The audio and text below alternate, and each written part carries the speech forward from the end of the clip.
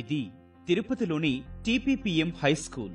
1958లో ఆ పాఠశాల నుంచి 10వ తరగతి ఉత్తీర్ణత సాధించి దాదాపు 37 మంది విద్యార్థులు బయటకు వచ్చారు. వీరందరికీ తరగతి నాయకుడిగా వ్యవహరించాడీ విద్యార్థి.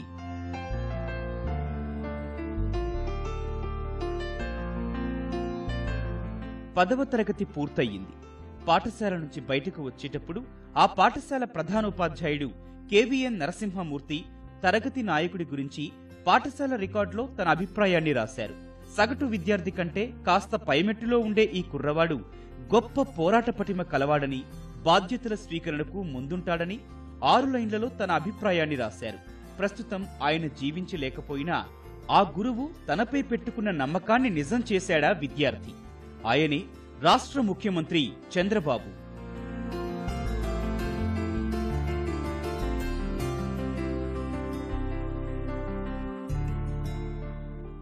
70వ దశకంలో తొలిసారి మంత్రిగా బాధ్యతలు స్వీకరించినప్పుడు చంద్రబాబు పాఠశాలకు వెళ్లారు. ఉపాధ్యాయులను కలిసి కృతజ్ఞతలు తెలిపారు. అలనాటి ఆ అపురూప జ్ఞాపకాలను ఫోటోల రూపంలో అందుకున్నారు.